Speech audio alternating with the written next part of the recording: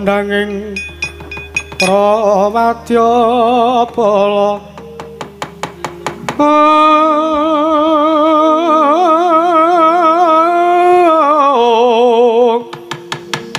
asor tambur miyang suling mepandhen dalutak miwa bandera kakandha mawarna-warna pindha jaladyan asri kaworyan ong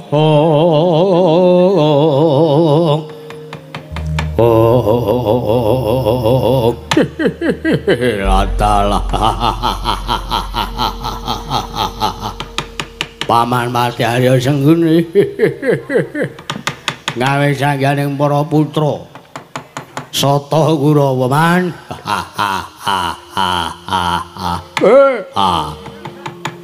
Ingkang putra Banjar Jungur pun tur sasana kula nyadhong dawuh samangke wonten dawuh kados pundi saking ngersanipun Paman Mati Arya Sengguni kepareng kula nyuwun dawuh man kula nyadhong dawuh man wonten dawuh kados pundi kula nyadhong dawuh timbalanipun Paman Mati Arya Sengguni ngawe cangjaning Mulacanda Kurawa mapananing alun-alun negaling Astina kula nyadhong dawuh mbok pilih keparenga madharing sabda pangandika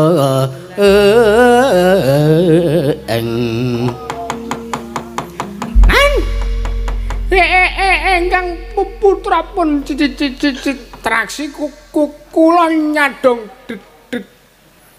dawuh man samangke wonten gleng gleng gleng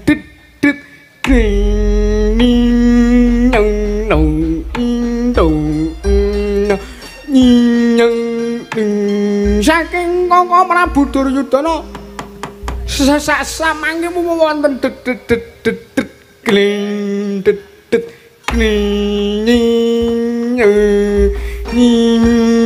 kados pundi man mbok bilih kepareng samangke paman Patih Harya Sengkuni peparing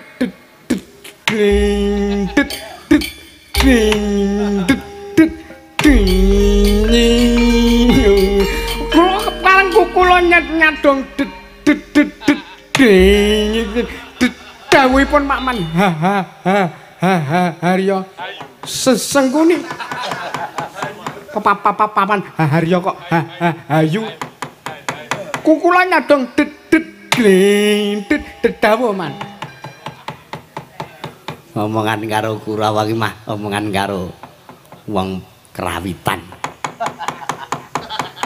indile ana sing karo suluk le muni nggih man paling kula nyadong dawuh kados pundi Paman Harya Sengkuni paling ora mangke paling dewe nenyanipun Kang Bundra Paman Kang Putra pun soto nyadong dawuh pamanatan Kang Putra pun Kartomarma nyadong dawuh Paman Patih Harya Sengkuni kepareng paringa wis ah ora rampung-rampung nek omongan kowe dur wonten dawuh aja kaget Kurawa tak lombokke ya le mboten man kaget kados pundi ternyata sampun dados kewajiban prasata Kurawa pendak-pendak dipunawe pramila kedah nyaket sing adoh dicerakke sing cerak diraketke nyadong dawuh lho kula nyadong dawuh Paman Patih Harya Sengkuni kula nyadong dawuhipun iki ngene bakone ora sakokean gunung sing tanpa guna basanipun terus pundi iki mau awake dhewe lagi wae ketekan dayoh Nalindra Yaksa Nalindra saiki pundi man Nalindra Klyang Kabur Kanginan ki ndang kebaraten tanpa papan tanpa dongko ingkang jejuluk Prabu Kumbara Yaksa ingkang ngandhake yen to dheweke saguh ya kuwi gawe srana langgenging wahyu pulung ratu ingkang mapan ana ngangganing kadangmu Banawati dados niki wahyune ajeng dipeksa supaya tetep mapan wonten anggenipun Kakang Ratu Banawati iya mestine ngono sengara kelakon man tangeh kelakone cepak wurunge nuwun sewu ora kok jeneng elek-elek nang ngarepe wong akeh ning kula niki arep matur napa wontene kula arep matur kasunyatane ngoten ora kok teges ngelek-elek niku mboten ning nuwun sewu wong sak jagat niki wis ngerti penonton semene mbane do ngarani Kurawa ki wong elek ngoten Kurawa niku watake angkara budine candala. Dadi nuwun sewu. Ora kok jeneng kula ngelek-elek lho, Mas. Kula matur napa wonten. Nek sampean arep gawe srana wahyu pulung ratu niku langgeng mapan tenganggane Kakang Mbok Dewi. Banawati niku tangeh kelakone cepak wurunge. Dasarmu apa kowe ngomong kaya ngono? Nuwun sewu. Wadah wahyu niku kedah resik. Merga wahyu niku ngibarate banyu. Wong arep ngombe banyu wae kala mangsane gelasé kecemplungan laler, lalere dibuang sak banyune. Monggo banyu menika ibarate kaya dene wahyu. Lah nek adahe reget wahyune sengara gelem mapan ning jero wadah. Pramila Niki mengene sampeyan arep gawe srana wujuding Wahyu Pulung Ratu supados langgeng wonten manggaring Dewi Banowati kula kinten percuma.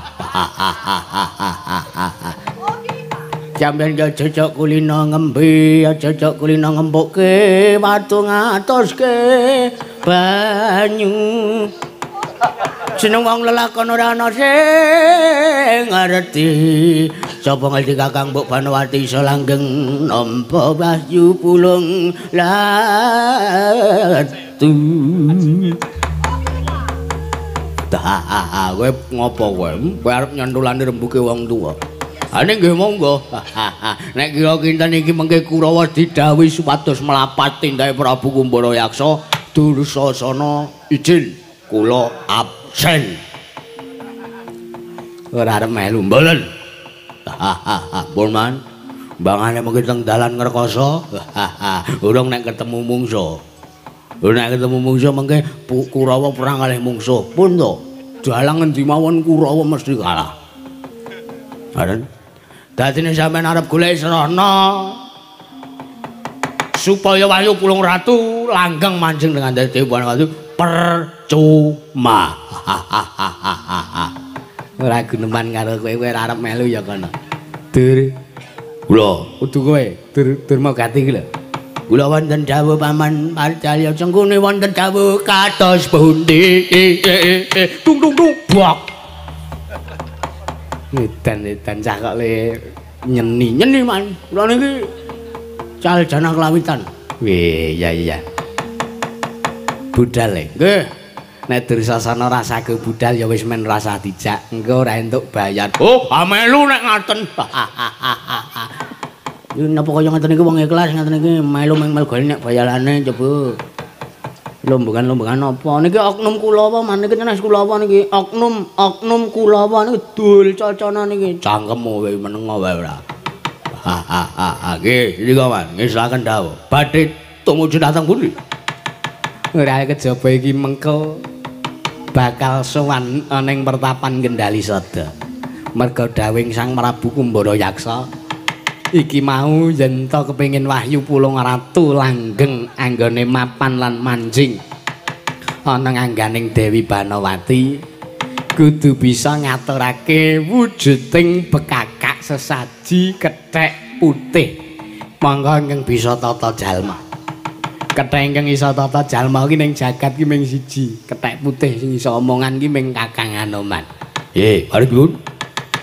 Lha Kang Isaka kuwi Kurawa diketapake ngene. Kering lampit brungkat kimpul gajah gelar singa bareng. Gajah gelar singa bareng. Tumuju ning pertapan Kendali Sada. Kakang Anoman diboyong. Nek ora gelem diboyong kanthi srana apik, rudha paripeksa. Sediko. Aja wangkatipun ingkang putra Prarsata kula bincang lawan. Ora ketang sambung kabar calak lintang. Satama kula dawuh.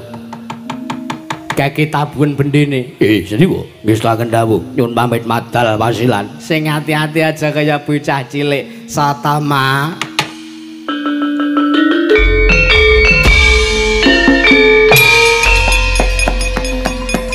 Sang Patih Sigra Hanata baris nyawiji gumolong. Dampyak gumregut lampahe binarungku prawatana gate gumelar ngebeki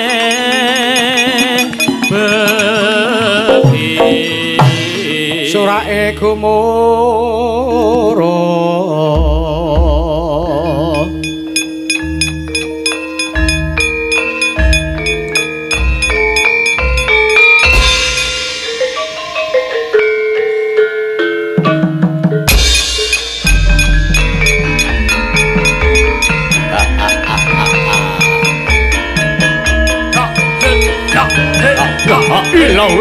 La ilaha illallah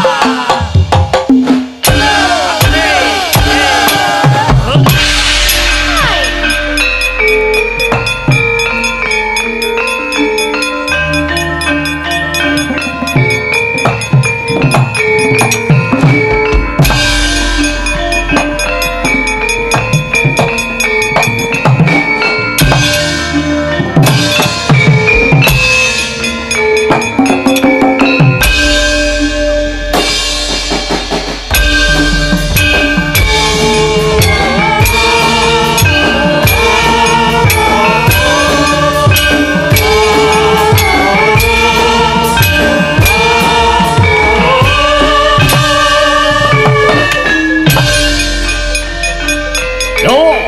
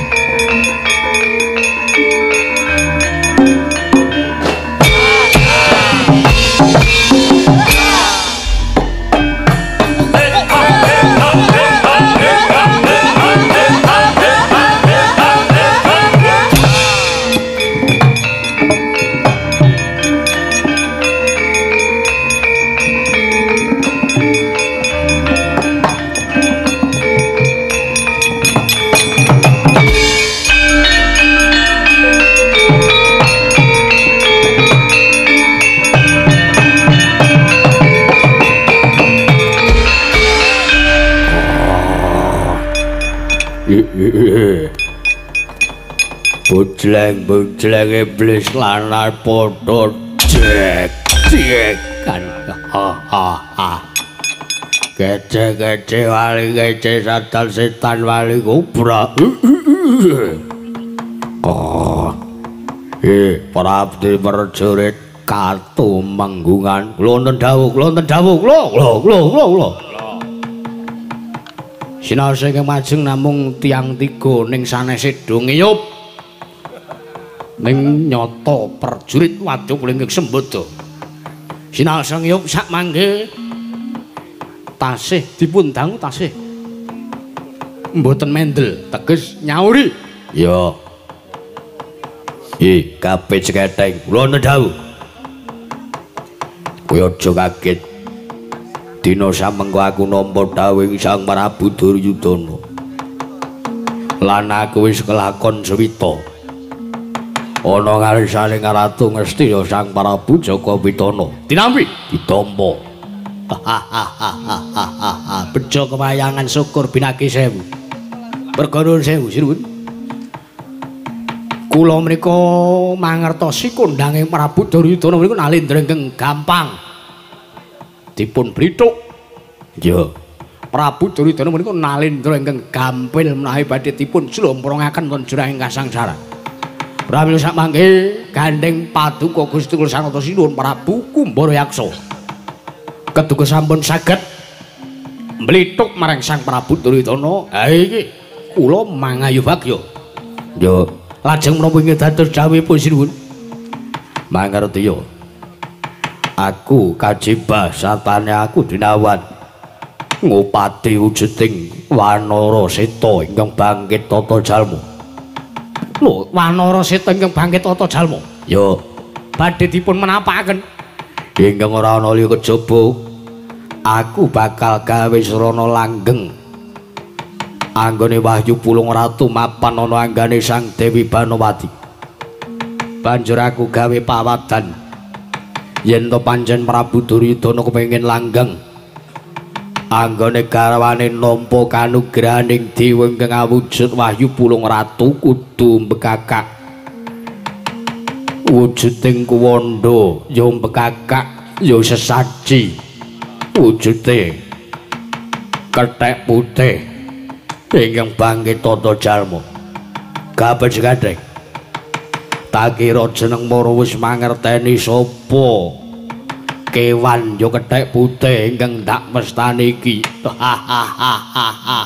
iki lewat paling dawuh babakan Wanara Kusika Sita ingkang bangkit tata jalma tartemtu ingkang abdi pun giapit sekething mangertosi sinten sejatosipun ingkang paduka mestani mboten sare jawi namung pandhita ing Kendali Sata iki pandhita ing Kundalini niku pun Begawan Mayangkara nggih Begawan Anoman yo bagus pinter kowe ya mesti ki mawon kula mriku ngawula panjenenganku sampun dangu kula nyumurupi kados pundi gethinge ngraos menawi kalian kethek putih ingkang namipun Anoman menika bener Tulis samangke kados pundi dawuh paduka Sinuwun Prabu Barayaksa sinuwun kados pundi dawuhipun kula mung kantun nderek nggih sinuwun kados pundi dawuhipun kula mung kantun nderek Aja padha kirang gumuyu luwih dhisik sartane aja padha kokian gunem sing tanpa guna Ternyatane iki mengko yen ta aku kelakon nyembadane apa kang dadi dawuh Sinuwun Prabu Jaka Pitana mesti awake dhewe bakal antuk ganjaran ingkang sakmurwat kelan apa kang wis ditindake. Kula semedya nampi. Kula semedya nampi ganjaran saking Sang Prabu Duryudana. Nanging aja kirang gumuyu. Yen kowe pancen sumedya nampa ganjaran saka Sang Prabu, kowe ya kudu saguh nyembadani lan nyendikani dawuh Sang Prabu Duryudana. Israken dawuh. Lajeng mangkatipun ingkang abdi keprajuritan sak mangke minjang napa? Lajeng mangkatipun ingkang abdi keprajuritan minjang napa? Lajeng mangkatipun ingkang abdi keprajuritan minjang napa? Ora ketang sambung obor cala lintang tumuli budhal dina iki. Ndak wenangake ngandhe wadya bola gelar sepapan. Kerek lampit perungkat kimbul gajah gelar Singobara. Wadya bala demit, wadya bala bajul barat, wadya bala prajineman kabeh digandhi. Ngestaken dawuh. Sampangke ngabdi gapit pun gapit sekething kula keparang nyuwun pamit madal wasilan. Sing ati-ati aja kaya bocah cilik gapit sekething lan kabeh wae. Wah.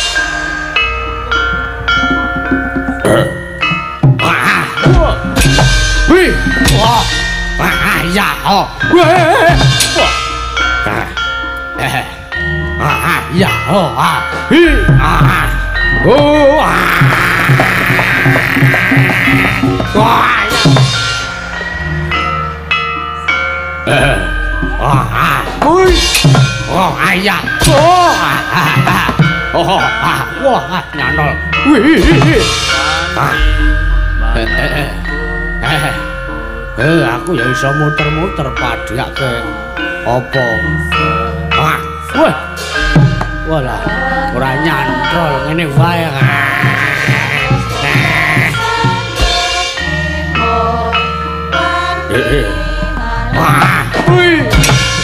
Ya.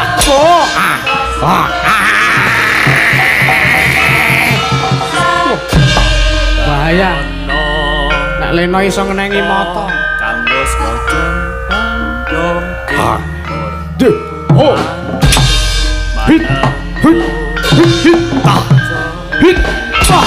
Wah, nanggori. Aku iki buta awakku lemune rasane.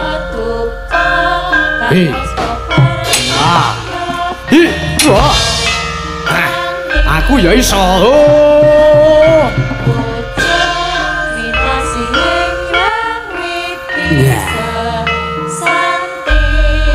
Lamrak nak lemek ni mangin mot lemek ni. Nyanyi jangan nyanyi ilak ni jangan. Oh ayah, oh ah, hi, ayah, oh ah, hi. Ini, oh lanyungnya.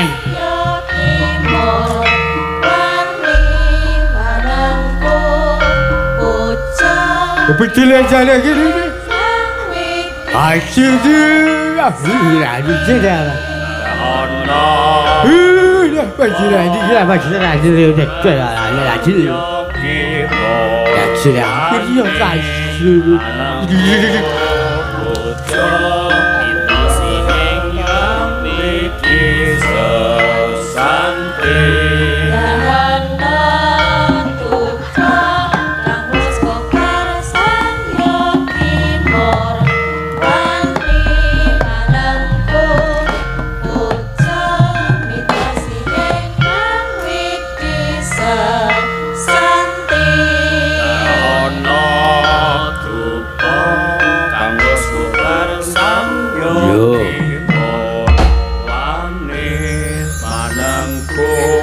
Remuk Suramarata Jayamarata Nimbang yen padha-padha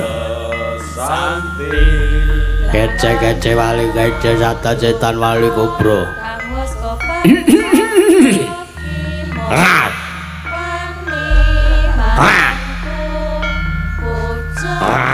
ayo beduke Ji loro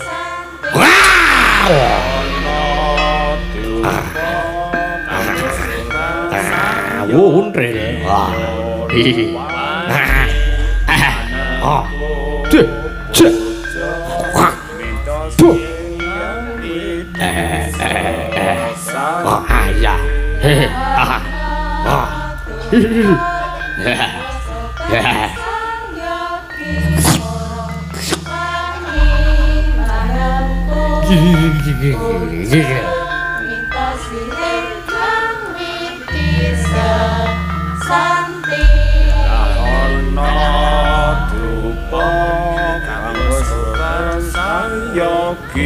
ayo yo angasan ditinggal ora ana sing ninggal jeneng rombongan iki ya mung nek ana rombongan sing turu rasa dinahi amplop wayah nyambut gawe turu aku memeng opene wadyabala ngono mengentek-enteki jatah pangan ning ya ora apa-apa itunge ayo aku cintane iya aku ora gawe aku ora turu aku rasa turu nek wayangan aku ora tau turu ayo apik ya meng aku nek wayangan iki mumet saka mumet sirahku dadi tak nggo turu padha wae aku turu ya padha wae jare ra tau turu aduh piye iki sirahku mumet terus apa tak cepote wae aja nang apa welanti sirahe wagu ora gagas wis ora mumet manangku bojo rasa sing yang wis apa kuwi ming tengkorak ndas tok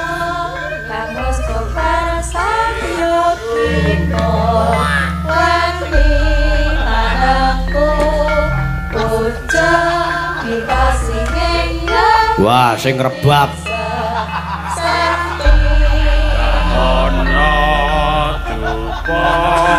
Ambos kobar sang yogi mur persis sing rebab manangku puja minta sing yang sik rukono kowe rombongane sapa nggih rombongan mriki udutmu kok udut murah rombongan kene iki udute larang-larang kowe arep melu rombongan kene kok udutmu murah Bali wah mongko iki tenor tenor ku nek ning aku ana kondang tenan manangku puja minta sing yang iya biyo santi apa iki aku ki rombonganmu dhewe jambek wedeni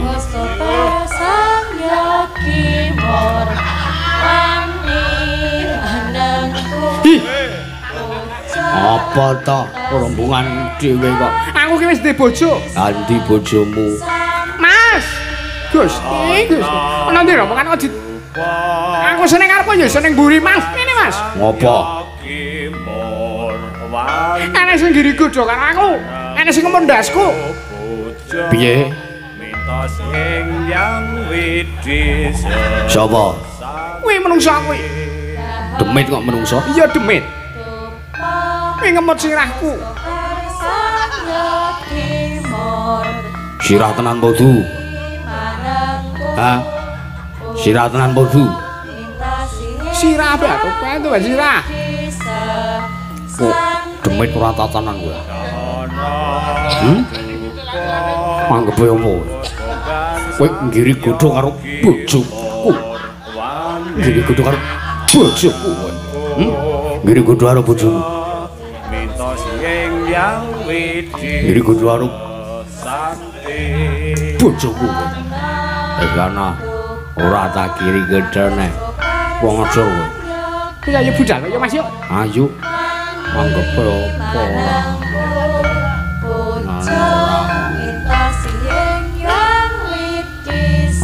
Meng ora enek-enek kok. Ming sak jae. Kendel-ndelke. Awas kowe, diteni kowe. Kok ora iso bali iki? Manangku bujang mitos ing yang iki sesakti. Kowe ngopo kowe? Njaluk didoni apa piye? Kagak ya ya. Rombongane sapa? Rambangana. Masalah beranjang. Bronjong beranjang. Are ganti. Kala kata patah. Cara Arab tangga tambal. Tambal ban. Tambal. Ayo tambal ban. Dada. Bakaka. Sasaja. Sesaji tumbal begaka. Ono syarate. Syarat apa? Kudu wani salto. Apa? Syarat apa kayak apa? Hah? Syarat apa kayak apa? Ada wangan belas. Kawa karep Arab tetep maklar wayaga. Karep Arab kapaya bajangan kawa asa. Yang widis sesakti.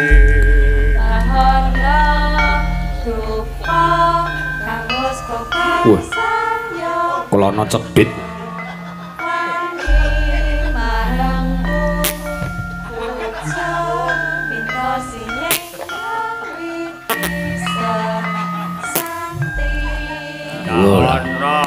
RT ngentutan. Enek rapat piye kae? RT gelung.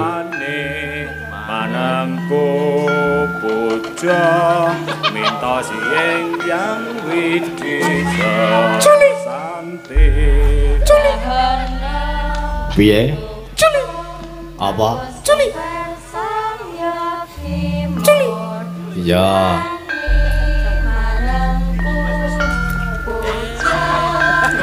Wah, wis modar tambah modar pindho kowe. Ya apa? Dupa kangos obar saya kiswane. Sopo kowe? Lantip apa kowe?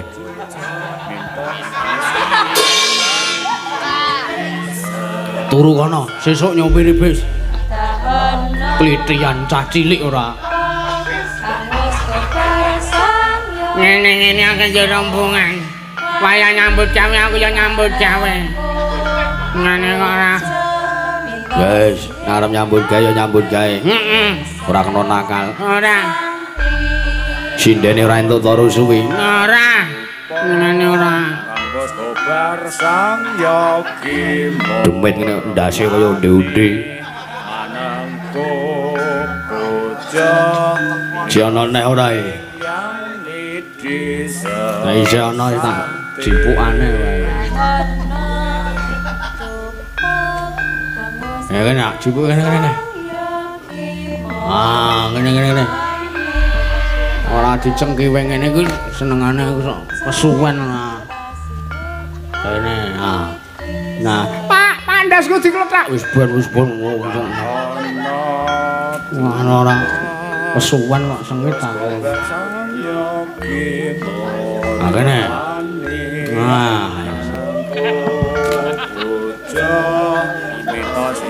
Mah kaya eskavator iki. Sentek.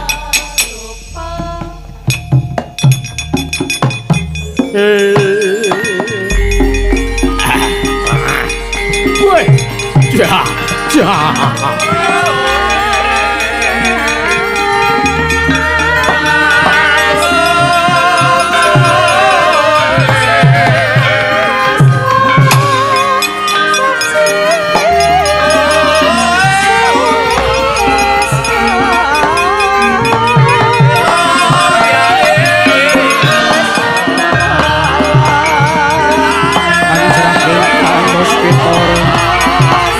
Kasiring samiron omre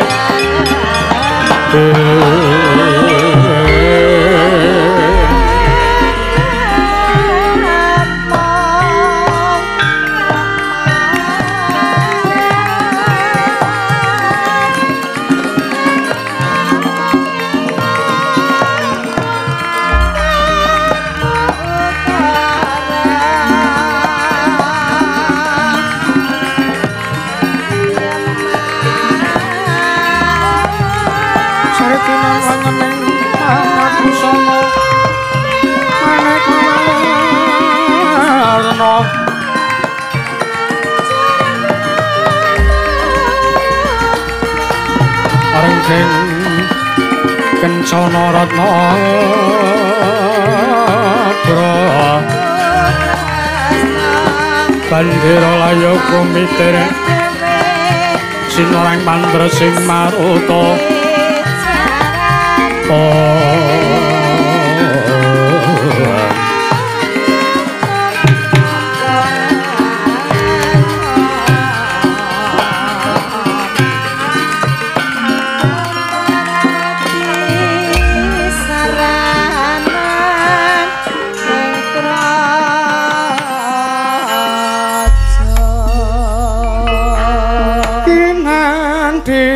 tabusa uyun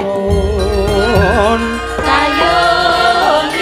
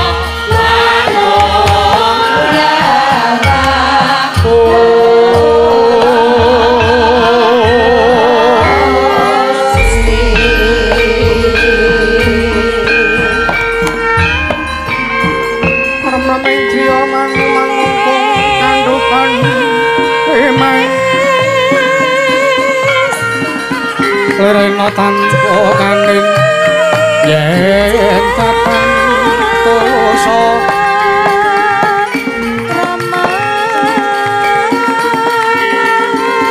amanggo sang tiahota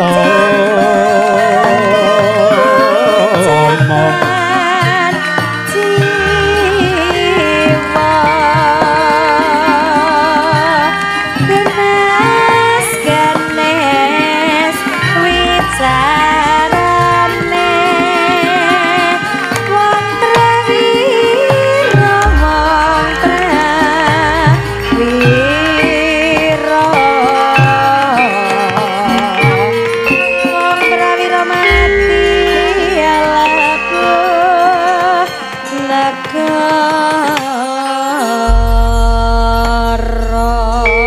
Sang Pantara Ratri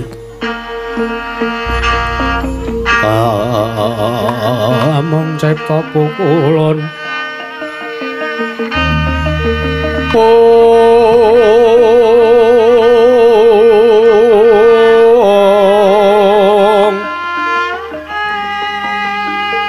tang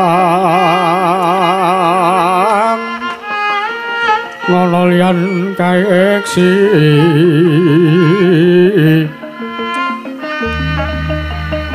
mila katur kang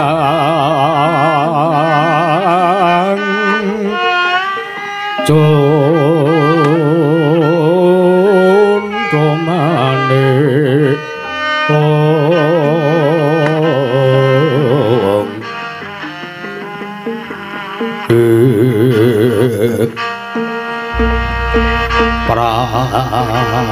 prasasa parageng kulon kang sumembah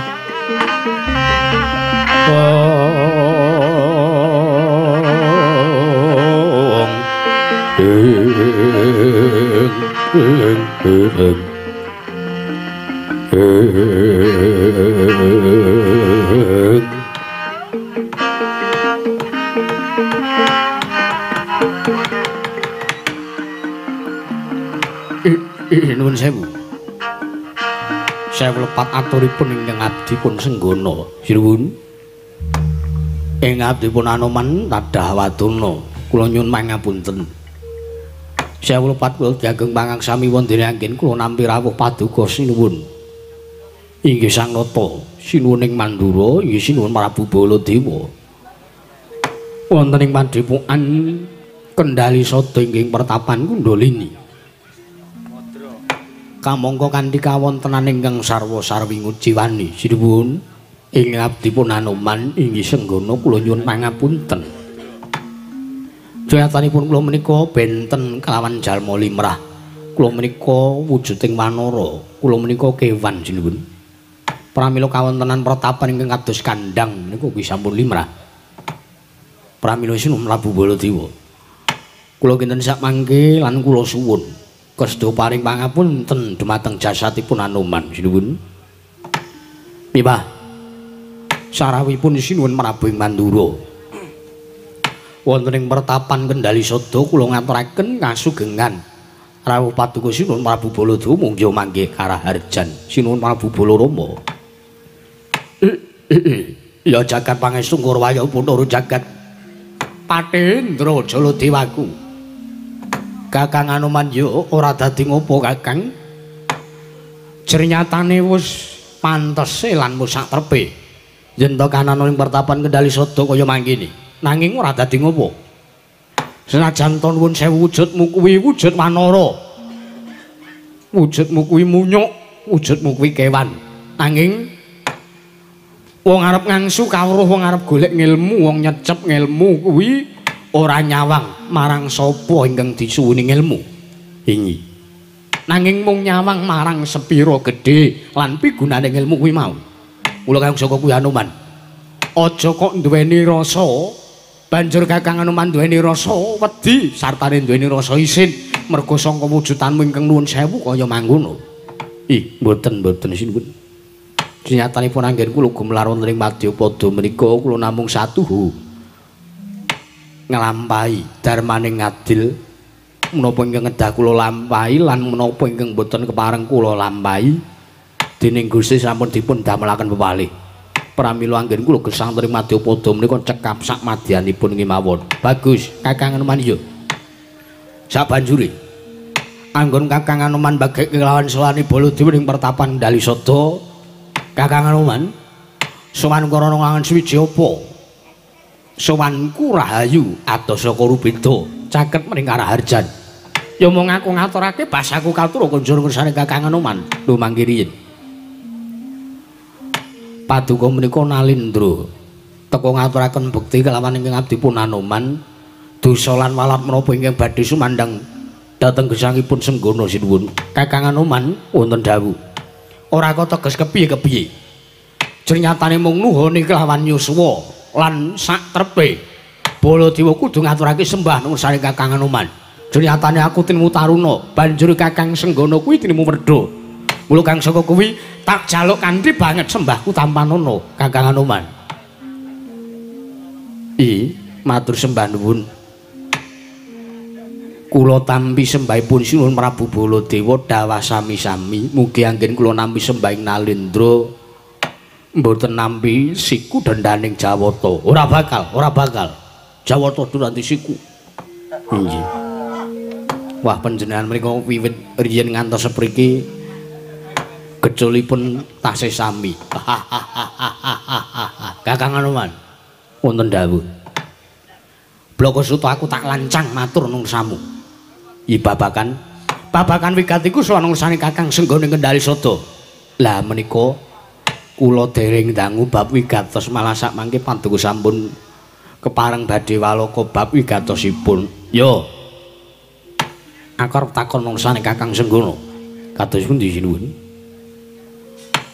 Apa sing dadi ya kuwi sabab lan apa kang dadekake Kakang Anoman ya Kakang Senggana bisa umure nganti bisa dawa kaya mangkene.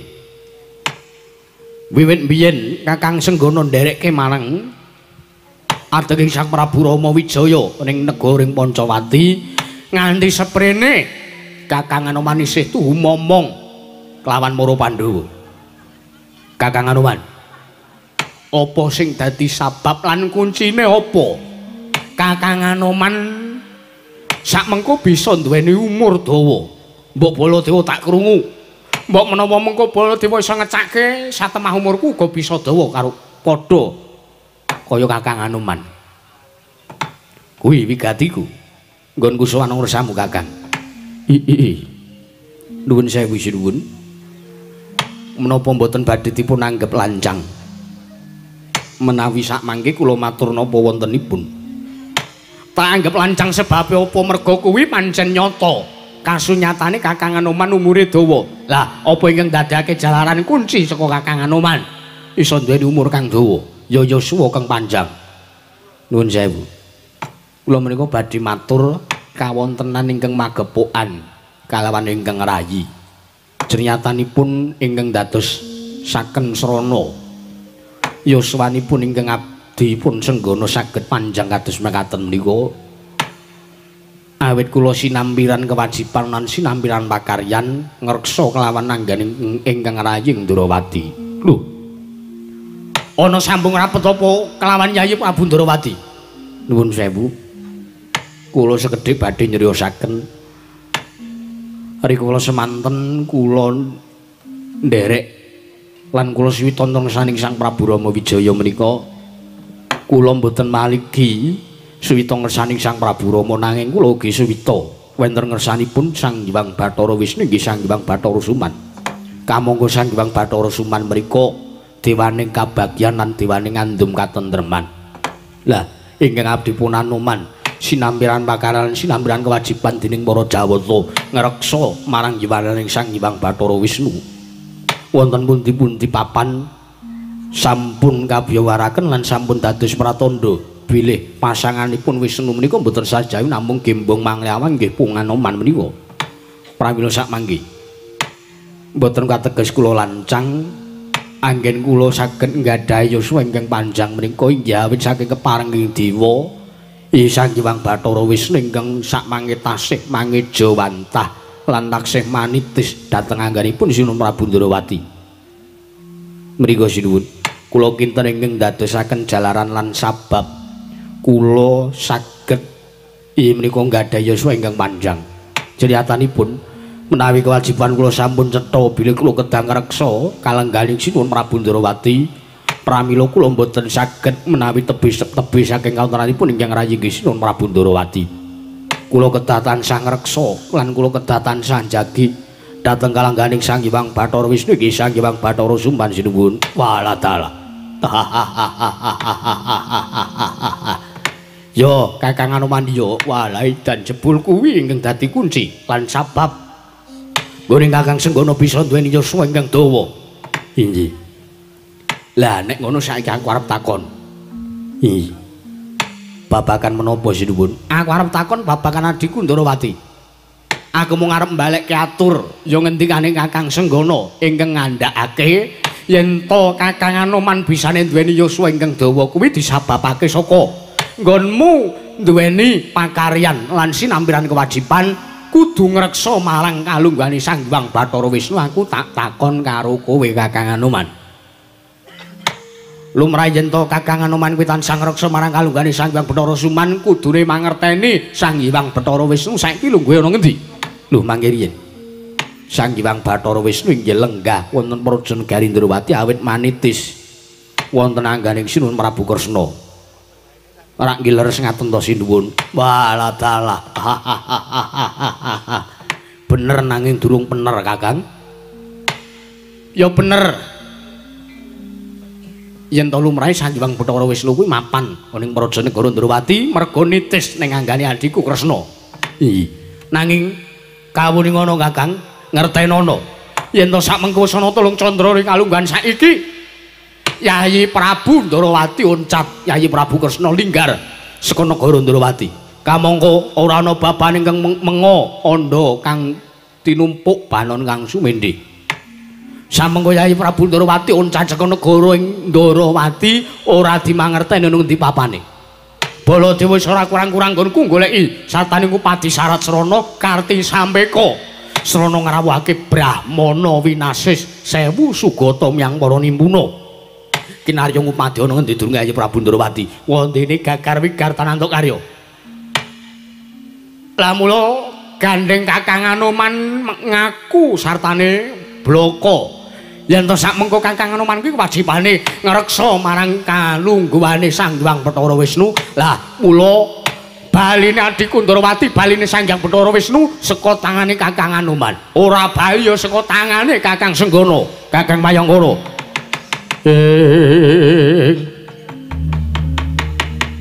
Kajatri sang kapirango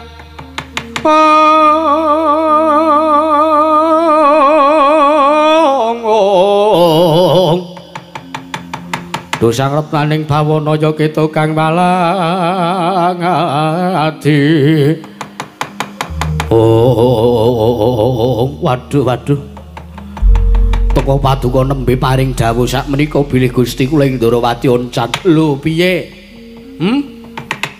Kowe mau ngomong. Kowe mau ngendika, Kang?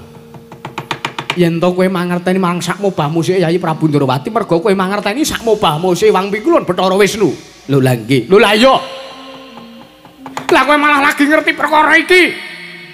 Basa Baladewa mantun sae Kakang Anoman. Ora engko sik janjane pakaryanmu iki ngopo? Nggonmu sinampiran kewajiban saka para dewa ngreksa kalunggane Wang Pikulun Bathara Wisnu. Kowe iki mung mangan gaji wuta ngono apa piye? Lah kok nganti kanane adhiku Ndarawati oncat saka negara Ndarawati malah Kakang Anoman lagi weruh, lagi pirsa yen to Baladewa omong. Iki nek Baladewa ora manusane Kakang Senggana, tak kira sengara Kakang mangerteni babagan wane adhiku Ndarawati. Sampun. Kula kinten boten sadipun penggalih, sartanipun boten sadipun rembag kanthi serana gontokan. Ora kon ngrembug serana gontokan piye? Kowe iki tukang ngreksa ning goblok kowe iki. Jare kowe kewajibanmu ngreksa kalunggane adhiku Ndarawati kalebu Wang Pikulun Bathara Wisnu. Lah kowe wah, piye Kakang Anoman? Sampun. Menawi samangkestu paduka sinuwun mandura ngersakaken konduripun ingkang rayi, monggo sak mangke kula dherekaken. Yo, janji ora iso nemokake canggamu ingkang dadi jole. Sampun. Monggo kula dherekaken sinuwun.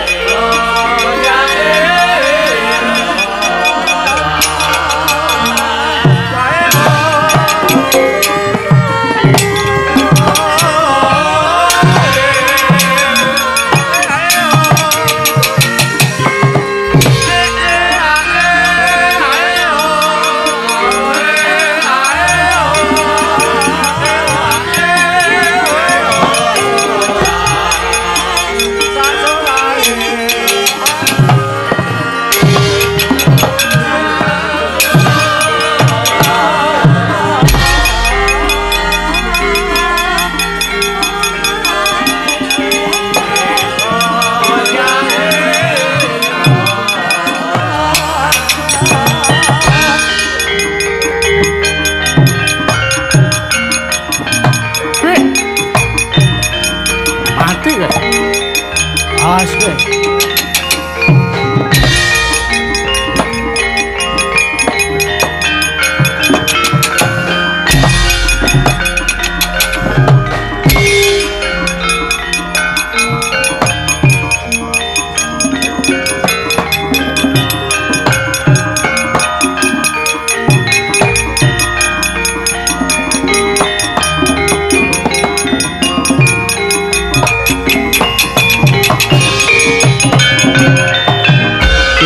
Lamun katututan lamun mangsa prawira digdaya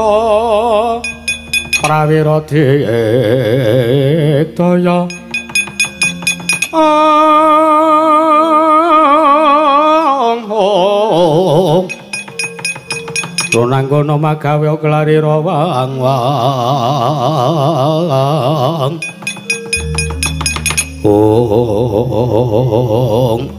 latala panus main jajalanan iblis lanat bedebah ora tatanan ora pangling sing ngadang ning tapel wates pertapan Kendali Soto Setyaki ora pangling Surtayuda tak sawang Kurawa padha tata glaring baris segelar sepapan arep tuju nyandi tutu wigatimu malah aku sing arep takon karo kowe mapan ning kene mapan ning Kundal ini mapan ning Kendali Soto wigatimu apa tutu wigatimu wala bedes menungso ora tatanan yo bales dendam kowe karo aku yo saiki aku karo kowe ming padha-padha ora tak wene ngerti wigatine aku ora mene ngerti wigatiku mapan ning kene kowe yo ora mene ngerti wigatimu mapan ning kene prayogane ayo prayogane kowe gelem minggir apa ora kowe ora minggat saka marangmu kok tak lakon cekel sirahmu antil dadamu gilang saran ora inget ora mengko dhisik perkarane apa aku kepo sing golopo karo para Sata Kurawa kowe ora gelem minggir mergo iki dadi dalaning para Sata Kurawa nggone bakal tumuju ning pertapan Kendali Soto wigatine apa engko tak ngaturke nang Sang Kakang Anoman ora iso mergo Kakang Anoman samengku nderekke lawan tindakku wah lah iwak kecemplung wuwu kutuk marani sunduk kowe warat yo iparang merangi tatal grajiawu cetha kowe mbanjet ora manut kalampu kang dadi atur Surtayuda ora Setyaki wareng apa ora minggat saka pangarepanku lakon ning kene marganing matimu babu arep apa ora bakal tak tinggal sejangkahun satu Lena pangendamu rak candak siramu taun tapke nyawamu ning kayangane Bathara Yamadipati modar tenan kowe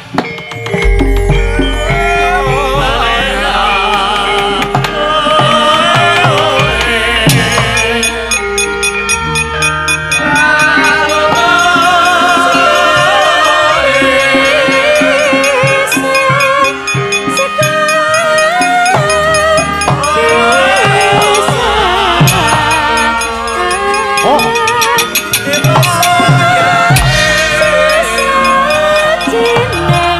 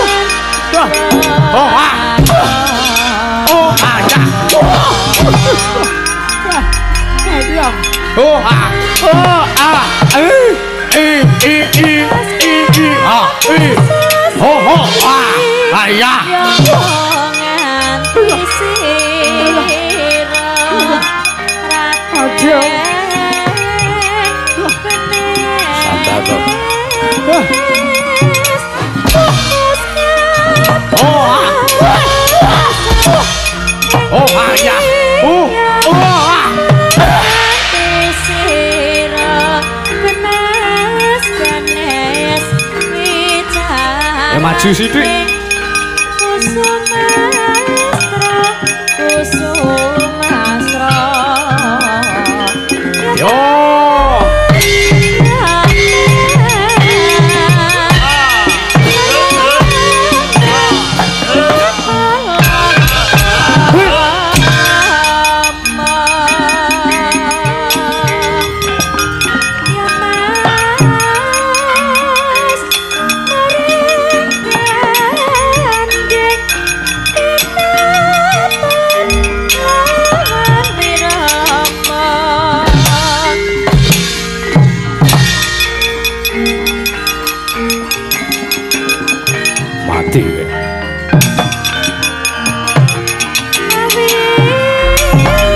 Edan yang ligo goto wesi kuning mar yo oh oi oh hi ya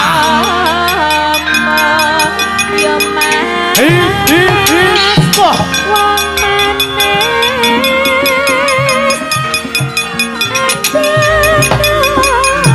hey hi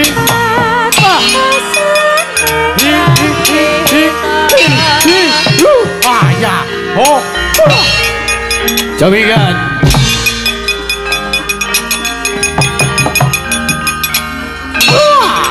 Mati kowe. kowe. Ayo.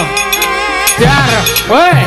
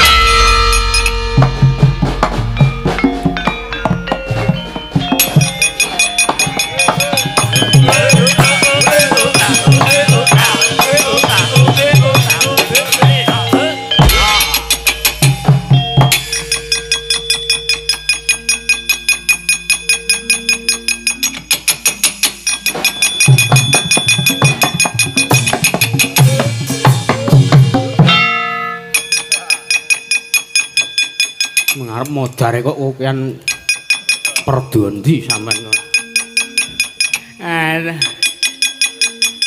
Cah kurang ajar kowe. Nibake gada sageleme dhewe. Dede kula, Man. Sing nibake gada senes kok ingkang putra pun serta yudha Dede. Terus apane donga kowe?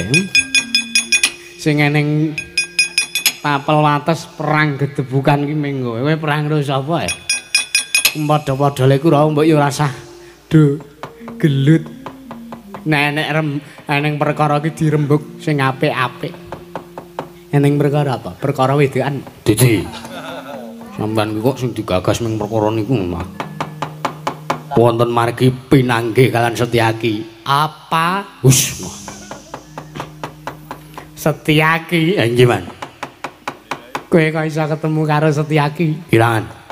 Piyambake kula takoni mboten purun bloko jalaran kula ugi mboten purun bloko. Bagus. Kowe ora sah bloko. Nek arep Setyaki bloko ya ben bloko, nek ora gelem bloko ya wis. Ya iki.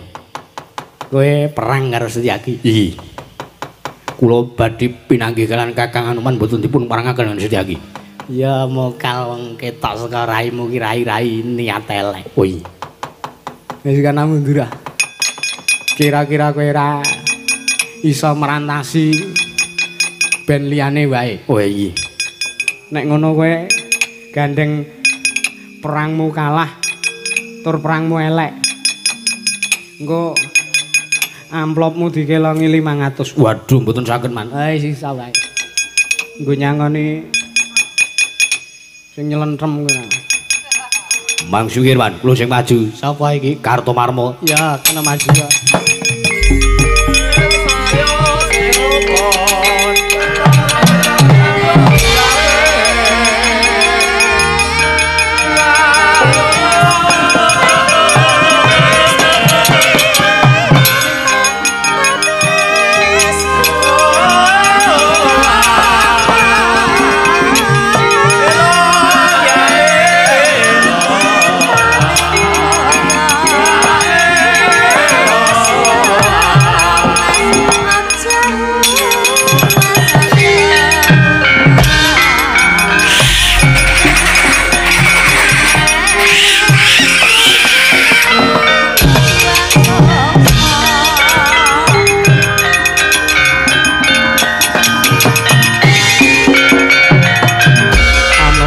Pracandra seta cocak rawon kapimendha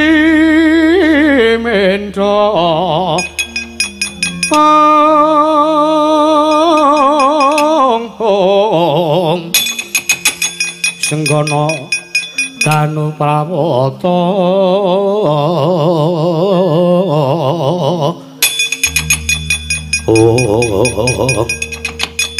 edan Anoman mere ciat.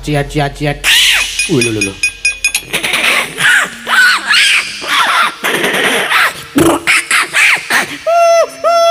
Sabar to rotomu. Aja birahi kaya ngono kuwi. Perangi nganggo rasa, nganggo tatanan ciat. Iya, wah jan. Murang kali nyemelangi kowe iki ra. Senengane ora. Ayo Kartomarma apa-apamu yo. Kowe ora gelem tumungkul ngersane Prasata Kurawa, kelakon mati dening aku Tati Kakak. Kowe dhisik sing mati dening Anoman. Wah!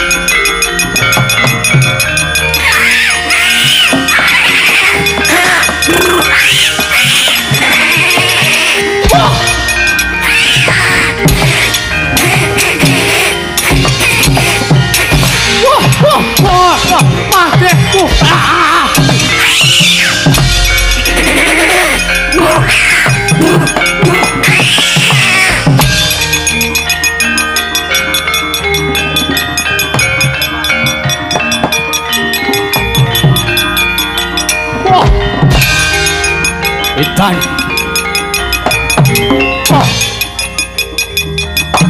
Kener sirahe.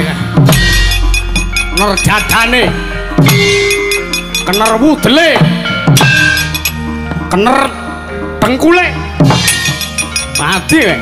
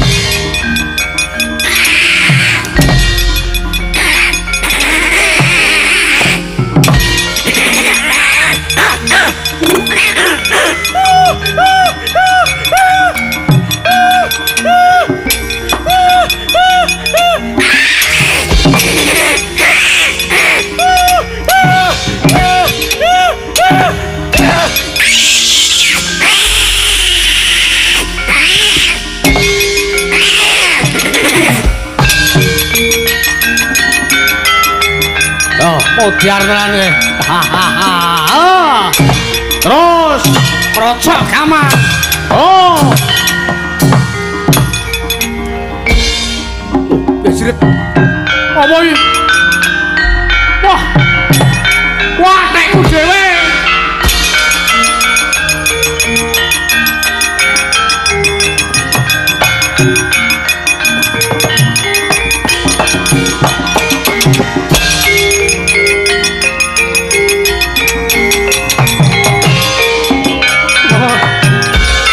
Aidan.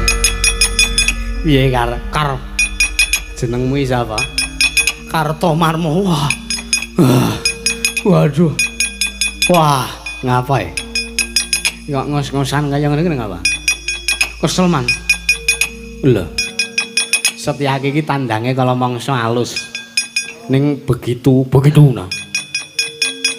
Mbasa Setyaki ngantem ning sirah mapang. Neng sirah cumleng. Piye? Mungsuh kula Senes Setyaki. Terus iki pas meng level 1 kan dadi apa? Edan sumuke ngeja. Ngeja ki apa? Wong kene ora dong basa ngeja. Ngeja niku banget. Ngoten. Terus mungsuh kula Anoman. Piye lah? Mungsuh Anoman. Nggih. Lah kok ora mbok cekel ya? Ajeng nyengel pripun? Ajeng kula cekel niku werite Raja Mak. Lunyu kaya welut. Lho. Jane sidane Anoman iki kethek apa welut? Kethek. Ning lunyune kaya welut. Ngono nggih. Mbok dilapi nek lunyu. Sampeyan ki wong tuwa kok semono. Wedan. Jebul temune Anoman tenagane isih rasa man. Lah iya. Isih kaya ndek enom lah iki. Kula riyen niku nonton nggen kaset Anoman tenagane pol. Sakniki kok saya pol, saya elok niku sing diombe apa? Biomeringa, Mbak. Sampeyan ki senengane kok ora isih wong tuwa kok di. Kana mundur. Memang nyekel kethek kok ora iso nggih, Man. Kula sumangga ki. Waduh. Mengene mboten pados serayan liya. Ya wis. Sapa Kurawa sing urung maju? Kabeh kudu rata. Kabeh sapa Kurawa sing ora gelem maju perang ora entuk ganjaran saka Sinuwun Ngastina. Kula ajeng maju. Kula ajeng maju. Pundi enten paperangan? Pundi sing enten perang? Diane dan pundi sing enten perang, Man? Mbasa ngomongke ganjaran ki kok gembruduk ra. Nek aku ora omong kaya ngono paling kowe ora gelem maju. Aku omong kaya ngono ki ben kowe gelem maju. Wo, angge mpun karepe pripun ana. Ngapusi bocah cilik senengane ora. Cit. Kula. Maju rene kene. Aku arep omongan karo kowe. Pripun ae? Neng kana neng mungsuh loro. Sinten? Siji Setyaki loro Anoman. Kira-kira kowe wani temandang apa ora? Sampeyan kok dedeg gleng dedeg gleng dedeg. Wis senengane ora.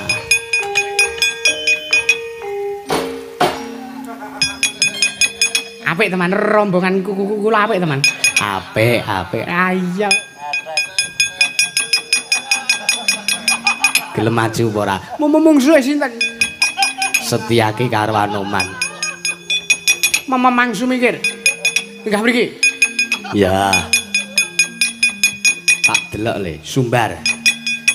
Dadi satriya, dadi serayan Ngastina, dadi perangane Kurawa kudu kendel. Nggih.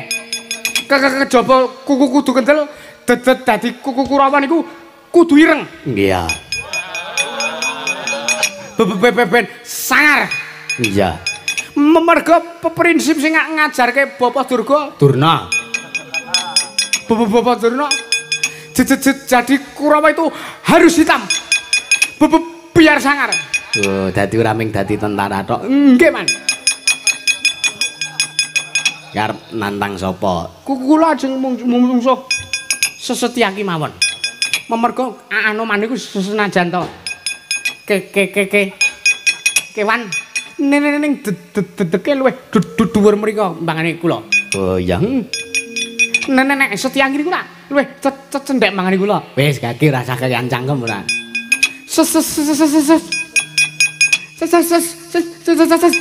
Setyaki. Citraksi Odong Parat. Koe arep wani karo asu aku. Koe isa mundurke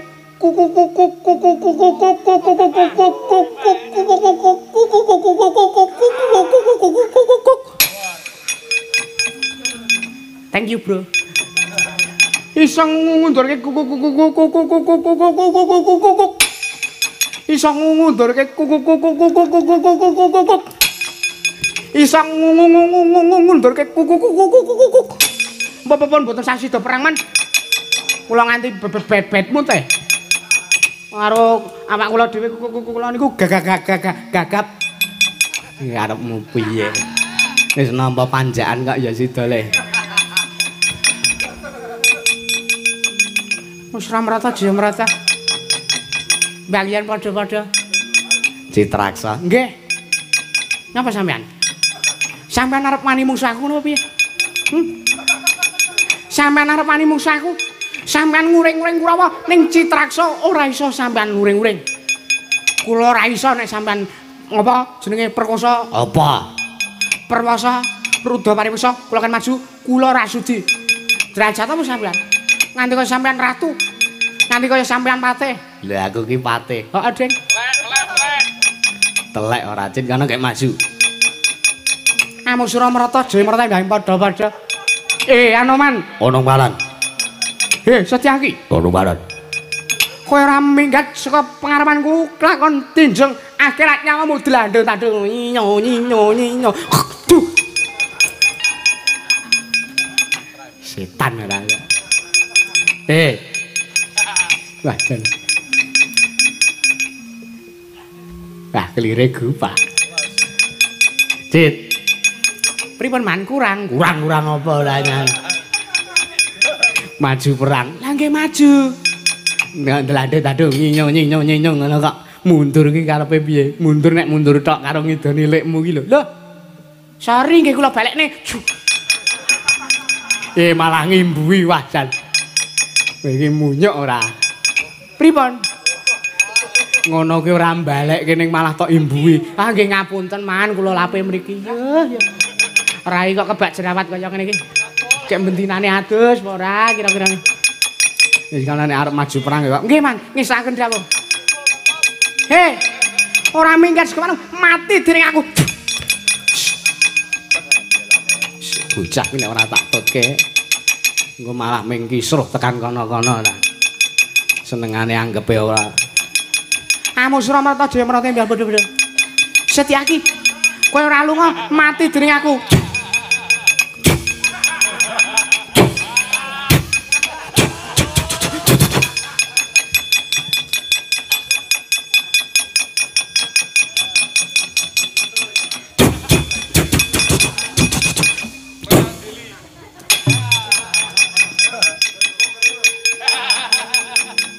Matur nuwun aku tak belani le. Cami-cami man. Wah telek ya ora. Dur. Akeh wae tumandang man. Rumangsane kok Kurawa 100 ora ning sing iso nyambut gawe babar blas. Halo.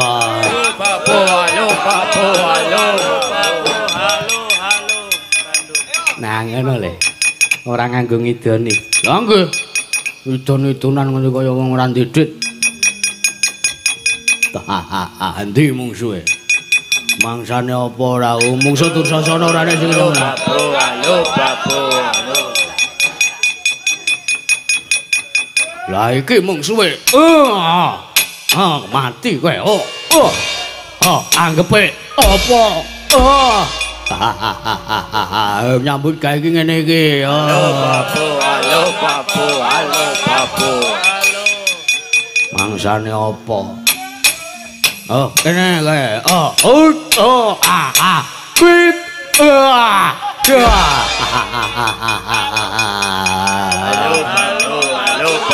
Halo Bapu. Ana wong telepon-teleponan. Kok halo. Ayo ndi liyane. Mangsane apa ora? Iki. Modar kowe.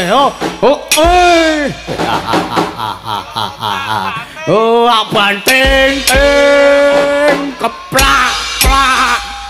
Banting keplak.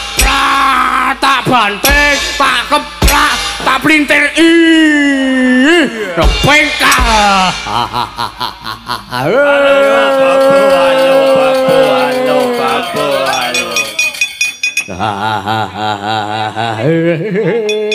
Wajalah iki gerangane iki. Edan. Modar ora kowe kene. Lho. Apa kowe mau? Matane. Waduh. Nungso ora tatanan. Anggepe apa? Baladewa ngadinga dolanan. Rumangsane apa? Rumangsane aku dolanan apa piye? Rumangsane aku dolanan apa piye? Rumangsane Baladewa diantem nggo banting-bantingan nggo jiwi-jiwi nggo keplak-keplakan. Ndi mau? Menusane mau ndi? Kurawa. Tekan ngarepane bulu tuwa idone raine. Idone ya idonono. Sopo iki? Aku duwong. Kowe sing banting aku mau. Aku watu kok. Aku wit aku. Kowe sing mau ngantemi Baladewa. Ya ngono. Marep rene. Aku watu. Kowe watu ngono. Iya. Watu kok ngadeg jenjreng. Berarti aku uwit. Uwit kok iso omong. Waduh, konangan iki modar iki. Arene. Durasana. Durasana. Aduh, modar tenan iki. Waduh, untung angsuran wingi wis tak bayar. Dadi upama modar iki modar dalam keadaan angsuran sudah terbayar. Kula Kakang Prabu. Kowe mau sing ngeplak aku. Kowe mau sing ngeplak aku apa piye? Kowe njunjung aku mbok tibake, aku mbok dugang tok pengkal nganggo tungkakmu sing bar midak telek kuwi. Iya. Ora hehe. Ngaku. Kowe ora gelem ngaku malah tak pateni karo Nenggala. Nek kowe ngaku malah kowe ora tak kapak-kapake. Ayo ngaku. Ora hehe. Mbokmu titip anakku. Modar tenan iki mung bola dewa piye? Ngaku. Ora ngaku malah aku tak gretel Nenggala. Wah, nyuwun ngapunten Kakang Prabu, kula mboten ndelok. Ora ndelok matamu merem apa piye? Nggih. TikTok kula Dursasana merem ngoten jenenge. Arep dagal kake. Kurawa keranjengan menungso ora tatan. Ayo. Kowe sing wis wani ndukang Baladewa tanggo dolanan lakone kene margane patimu. Suwe. Adi tukang raine maminggat. Hei, Kurawa ora minggat mati sik kowe.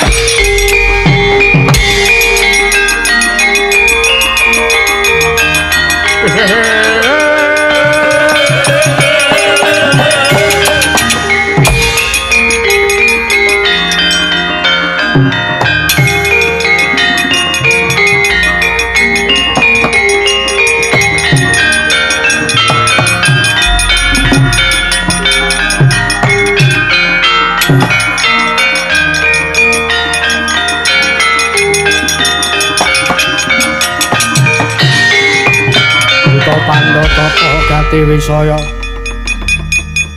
Indriyaksa Sara Maruta Pamana Bana Margana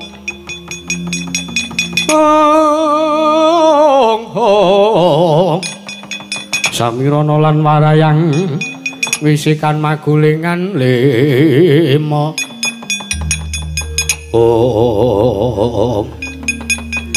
Das pundi ngene kula sawang sajak Kurawa kacipuat mengsah pun Anoman. Paman Pati Sengguni aja walang ati. Yen to Kurawa keduga ora bisa ngrangket marang Anoman. Sawangen ora nganti telung kedheping paningal Anoman kuandane tak popong Pati Sengguni.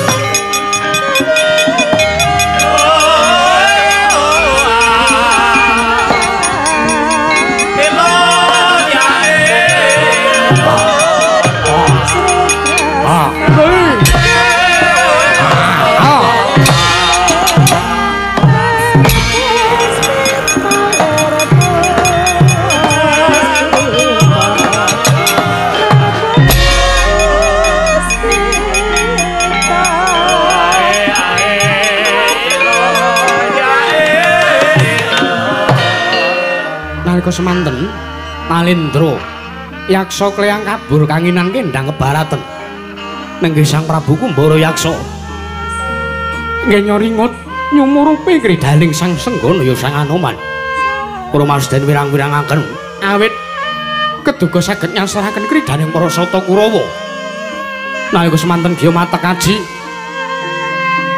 dayaning karosan Sang Prabu Kumbara yaksa ngedalaken daya kemanden ingkang aran Jaring Pangracut. Nalika semanten Jaring Pangracut den dalaken medal saking Kanjeng Gelung. Kanjeng Gelung Sang Prabu Kumbara yaksa nempuh dirgan loro.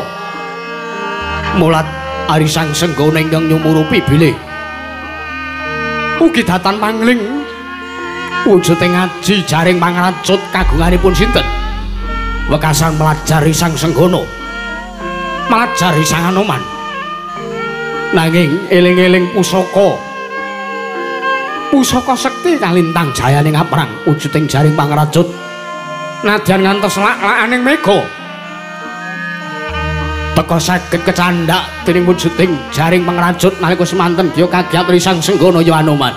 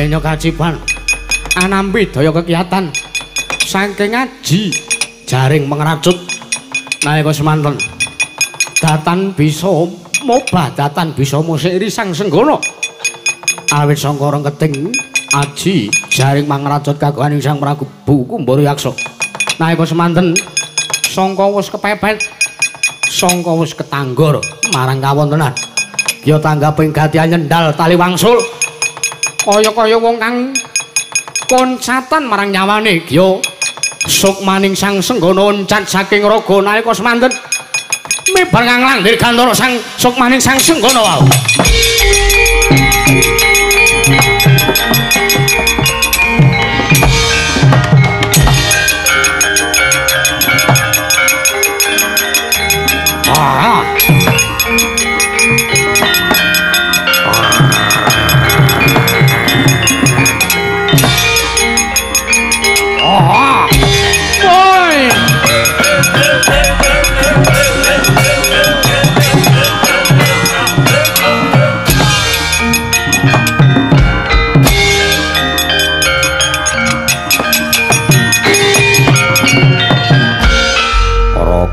Tanpa sukma ya Anoman kowe mati tak persteke kowe modar tenan Anoman kowe mati mungsuh ajianku ya aji jaring pengracut Anoman kandamu tak aturake sinuwun mesti Anoman.